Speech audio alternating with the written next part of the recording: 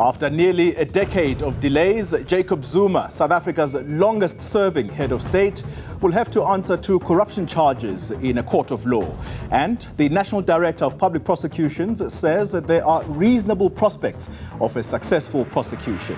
Now, after nearly 10 years, it took Shaun Abrams, the head of the NPA, just 11 minutes to announce his decision to recharge Jacob Zuma on Friday. The case relates to the so-called arms deal corruption of the late 1990s, when he allegedly took bribes from French arms company Tint via businessman Schabir Shaik. Well, the Politbureau is now in session. A very good morning to you and a warm welcome. I'm Xoli Mgambi. On the show to discuss the legal and political implications of Zuma's prosecution, I'm joined by political analyst Karima Brown, advocate Dumisa Ntsebeza, and advocate Tembega Ngugaitobi. And of course, later joining us from our Durban studios, we'll be joined by political analyst Lukhona Mnguni.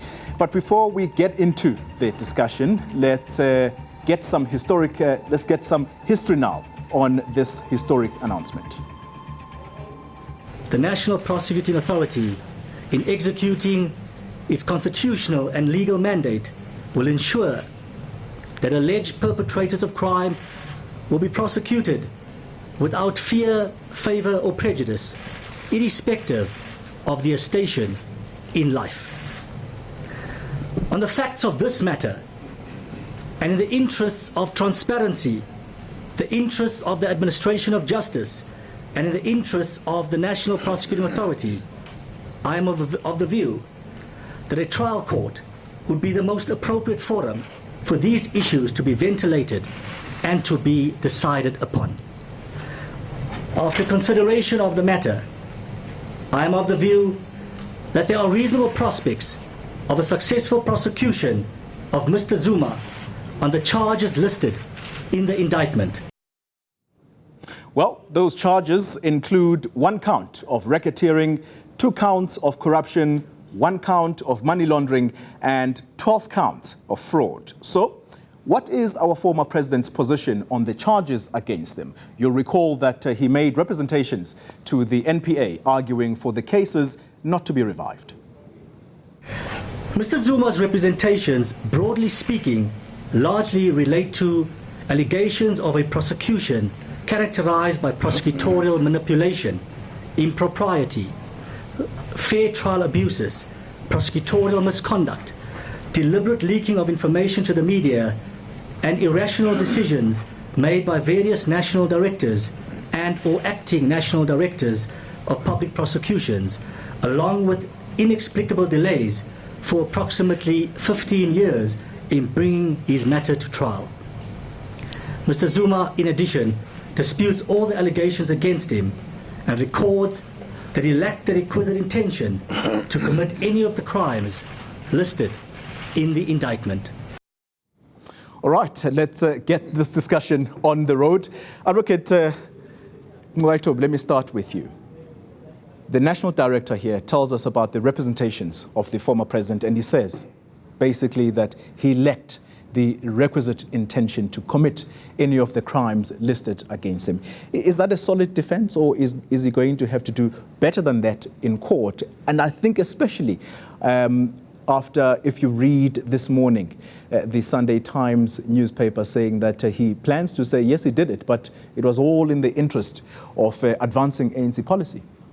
Well, firstly, the question of intention is central to the trial, because we've already had the Schabir Shaik trial, and there, again, the question of intention arose. Schabir Shaik alleged that the reason the monies were paid to Jacob Zuma was because of a revolving loan. That defense was already rejected. So where we start with Jacob Zuma, he already has a mountain to climb, because a version similar to what he is portraying now has already been looked at and rejected. Of course, the intention of Schabir Shaik cannot be transmitted to Jacob Zuma. Schabir Shaik, it has now been found, had the intention to bribe the former president. The only question now that remains is whether in receiving the funding and receiving the monies and the favors that were done by Schabir Shaik, whether or not Jacob Zuma had the intention to do favors for Schabir Shaik. As I say, it's going to be extremely difficult to show, in the light of the findings made by the judge already, that Jacob Zuma had a different intention to that of Schabir Shaik. Advocate Ntsebeza, let's bring you in. We know that Schabir Shaik has already been convicted. He served about 2 years in prison, although he was sentenced for longer than that. Talk to us about, if he were to be a witness for either party, would he be a good witness?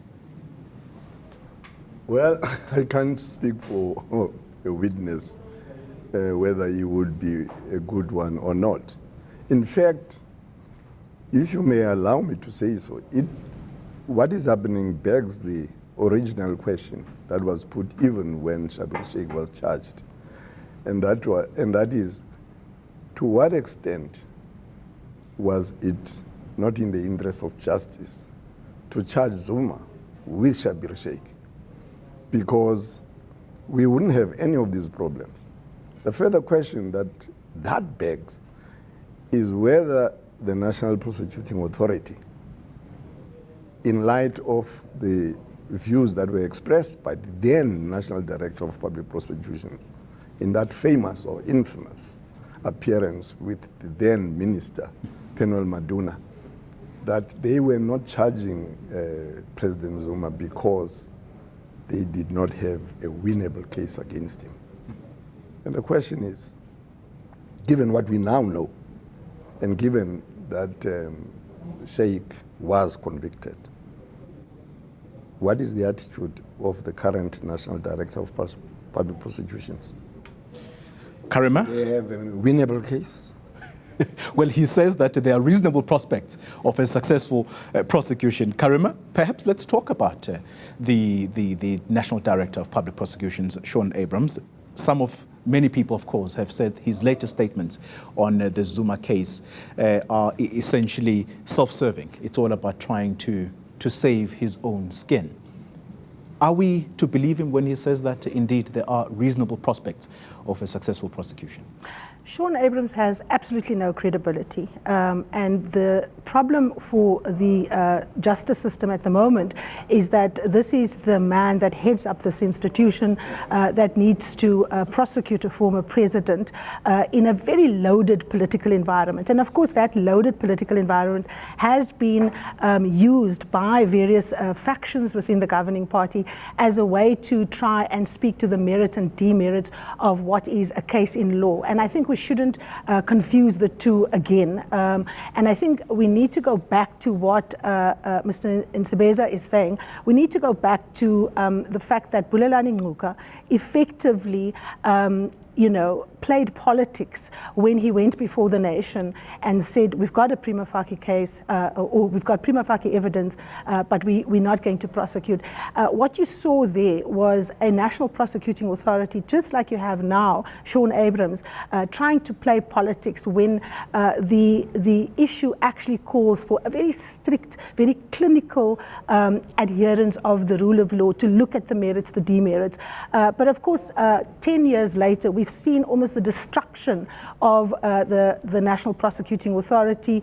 It has very, very little credibility. It's been accused of being hollowed out and serving the interests of its political masters. And of course, there's a case before the Constitutional Court around the fitness of Mr. Abrahams to hold office. So you can't separate those issues when you talk politics and you talk about the political impact of this trial. But when one talks about the actual corruption case against Jacob Zuma, it's important to look at the merits and not to confuse the two, because that's what politicians have been doing for the longest time, and senior officials of the criminal justice system. And of course, we have the mess that we have now precisely because they played politics. All right. I'm going to ask us to pause there for a moment, and perhaps the next question that's going to follow is, how long is this trial going to go on for? Because it's already been in existence for over 10 years. So how much of the taxpayers' money has government spent on this case since its start in 2006? And will South Africans continue to have to fund the former president's legal bill? Government has contributed 15.3 million to the personal legal costs of former President Jacob Zuma since 2006. Of this amount, approximately 7.5 million was spent on the period between 2006 and the withdrawal of the charges against the former president in 2009. An amount of 7.8 million has been spent since 2009. This stems from a request by the former president, which he made in 2006, for legal representation at state expense in respect of the criminal proceedings. The request was approved by the presidency based on advice by the State Attorney's Office and the Department of Justice and Constitutional Development, as it then was. The former president signed an undertaking to refund the state if he was found to have acted in his personal capacity and own interests in the commission of the offenses with which he was charged. All right, let's get back into this. Karima, I actually want to start with you on this one. The president says that these legal bills, or this agreement, let's call it that, dates back to the Mbeki years.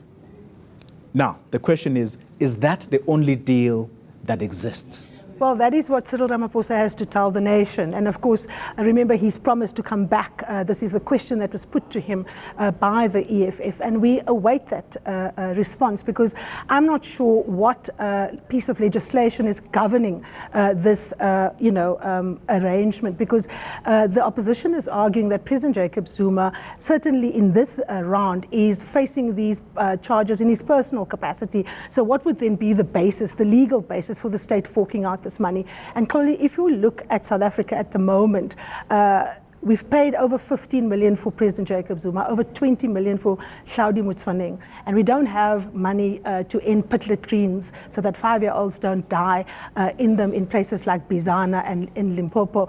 That, of course, is going to be the political cost for the African National Congress when they have to explain this ridiculous notion that the public purse has to continue to fund President Jacob Zuma's attempts to stay out of jail. Advocate Ntsebezo, are there legal prescripts to allow for what opposition parties are effectively calling a secret deal between an ordinary citizen and government in respect of paying that person's legal bills? Are there any laws? Well, I don't know how secret is secret, because now we know that there is an exposure of the fact that there was an agreement. As far as I'm aware,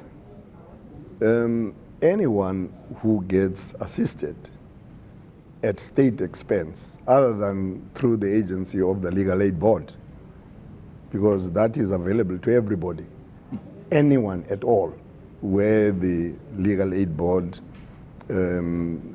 makes available legal representation, a legal representative to represent one in cases where one has been charged.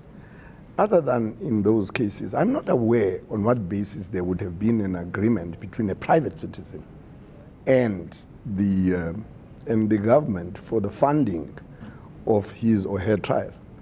I have been aware that to the extent that one would plead that the charges arise out of one's official employment as a government employee, and I'm just, thinking on my feet here, because I can't pin the law, but I do know that there are precedents of people whose defense would be funded by the state, but I also know that in the event that they lose the criminal trial, then those monies would be refunded.